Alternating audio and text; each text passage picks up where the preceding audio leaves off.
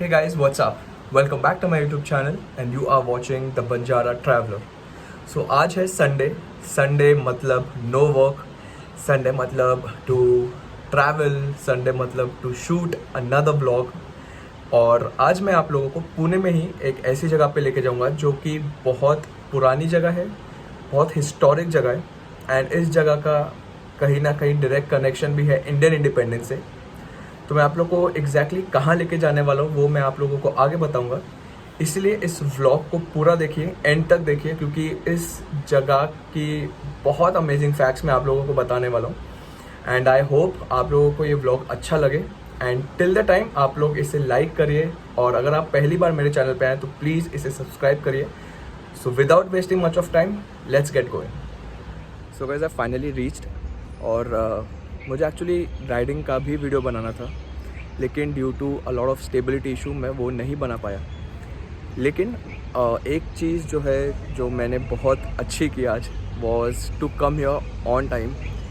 तो gates open around 9 to 9:15 और मैं आया हूँ यहाँ पे 9:30 एंड इफ़ यू सी वहाँ पे सिर्फ कुछ कार्स खड़ी हैं, so there is no rush at all. So अगर आप लोगों को भी इस जगह पे आना है सो आई वुड सजेस्ट कि आप लोग सुबह आओ, अराउंड 9 to 9:30 के बीच में आ जाओ, सो दैट 10 ऑनवर्ड्स जब तक रश स्टार्ट होगा तब तक आपका half the place would be covered. So let's go, let's buy a ticket and let's get इन।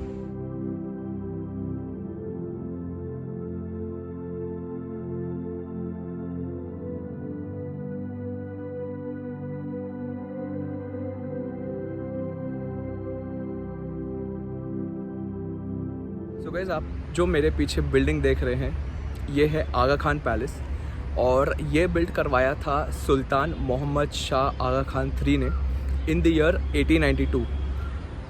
अब हुआ ये था कि 1880s 1890s में पुणे एंड पुणे के नेबरिंग एरियाज़ में बहुत ज़्यादा फेमाइन आ गया था। फेमाइन इन द सेंस काफ़ी लोग थे जो भूख की वजह से मर रहे थे, उनके पास खाना नहीं था। तो उन्होंने ये पैलेस स्पेसिफिकली इसलिए बिल्ड करवाया था कि कुछ लोग यहाँ पे काम कर सकें, उन लोगों को एम्प्लॉयमेंट मिल सके, पैसे मिल सके और वो अपना पेट भर सकें। एंड जब ये पैलेस कंप्लीट हो गया था उसके बाद जो तब स्पिरिचुअल लीडर्स थे उन्होंने ये प्लेस पुणे को एज अ चैरिटी कर दी थी। उन्होंने ये प्लेस पुणे को दे दी थी so that people can come here, they can work and they can get employment. और अब मैं आप लोगों को अंदर लेके चलूँगा इस पैलेस के एंड मैं आप लोगों को ये भी बताऊँगा कि क्यों और कैसे इस प्लेस का कहीं ना कहीं डायरेक्ट रिलेशन है इंडियन इंडिपेंडेंस से। So let's walk in.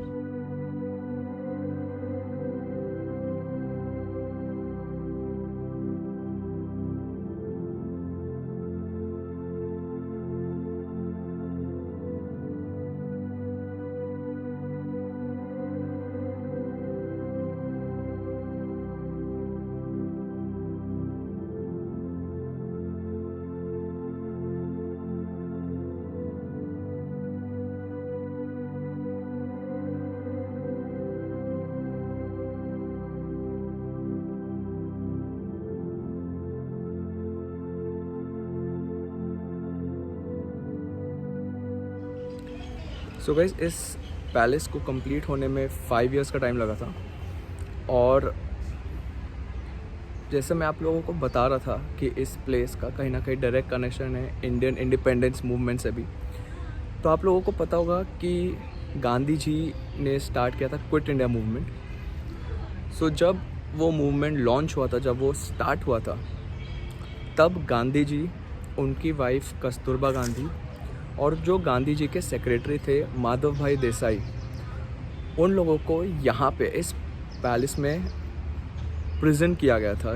They were prisoned in this palace from August 1942 to May 1944।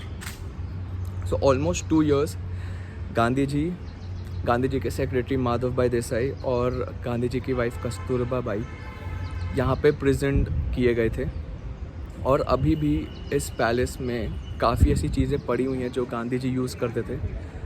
यहाँ पे काफ़ी गैलरीज़ हैं, जैसे सॉर्ट ऑफ हर छोटे छोटे रूम में छोटे छोटे म्यूज़ियम्स हैं। सो मैं आप लोगों को अब अंदर लेके जाऊंगा and I will show you each and everything in detail. So let's गो.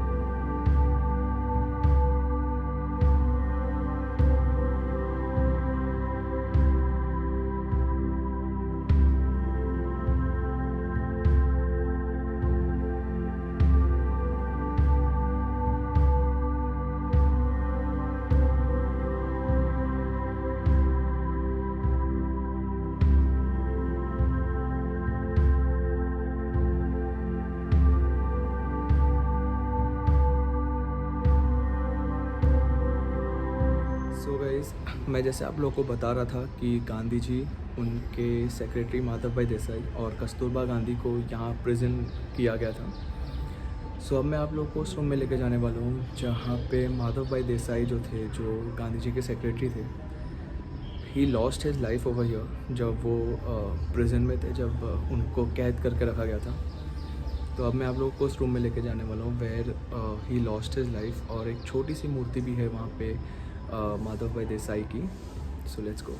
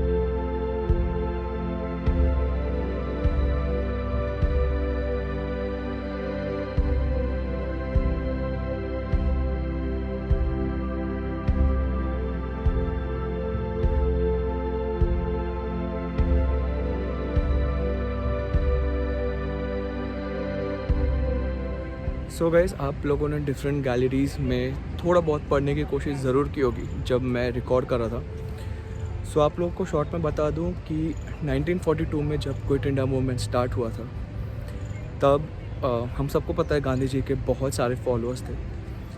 तो उस मूवमेंट में पहले तो सबसे पहले बहुत ही एक तो इतनी बड़ी कंट्री में एक पर्टिकुलर मूवमेंट का मैसेज पास करना, इट वॉज़ वेरी टफ, क्योंकि तब ऑब्वियसली सोशल मीडिया सब तो था नहीं, it was only newspapers and word of mouth.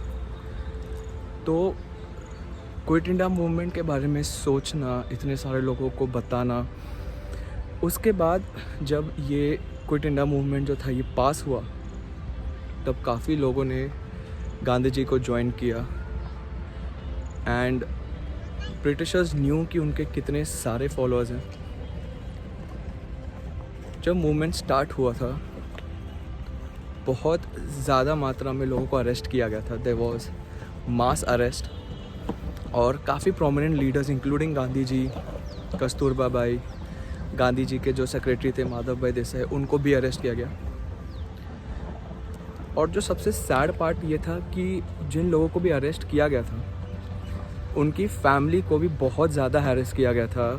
Britishers ने काफ़ी लोगों को तंग किया, उनकी फैमिलीज़ को तंग किया। तो जब मैं इन सब के बारे में अंदर पढ़ रहा था ना, मैंने एक चीज़ रियलाइज़ की कि जो हमारे फ्रीडम फाइटर्स थे, सैक्रिफाइस सिर्फ उन्होंने नहीं किया, उनकी फैमिलीज़ का भी उतना ही योगदान था, उतना ही सैक्रिफाइसेस थे। और इतना सब हुआ है ड्यूरिंग क्विट इंडिया मूवमेंट। और जब यहाँ पे कस्तूरबा बाई, माधव भाई देसाई, गांधी जी और उनके बाद जैसे सरोजनी नायडू, उनको भी यहाँ पे प्रिजन किया गया था। सो तब यहीं पे माधव भाई देसाई और कस्तूरबा बाई की डेथ हुई थी। सो इस पैलेस ने काफ़ी कुछ देखा है, राइट फ्रॉम, जैसे मैंने आप लोगों को बताया था कि एक चैरिटी के तौर पे शुरू हुआ था ये 1892 में। उसके बाद इस पैलेस ने काफ़ी कुछ चीज़ें देखी होंगी। जब माधव भाई देसाई की डेथ हुई, उसके बाद पूरी इंडिया में लोग तो अपसेट थे ही, क्योंकि वो गांधी जी के इतने क्लोज थे, लेकिन लोगों में गुस्सा भी बहुत था। एंड वहाँ से फिर एक जो एडिशनल स्पार्क था टुवर्ड्स फ्रीडम, वो स्टार्ट हुआ था। और ये तो था, चलो मैंने आप लोगों को गैलरीज दिखाई। अब मैं आप लोगों को उस पार्ट में लेके जाने वाला हूँ, उस एरिया में लेके जाने वाला हूँ पैलेस के, जहाँ पे माधव भाई देसाई, कस्तूरबा गांधी दोनों की समाधि है एंड गांधी जी की भी समाधि है, क्योंकि यहाँ पे उनके थोड़े से जो रिमेन्स हैं वो यहाँ पे बरी किए गए थे। सो अब मैं आप लोगों को लेके जाने वाला हूँ उस पार्ट में जहाँ पे इन तीनों की समाधि है।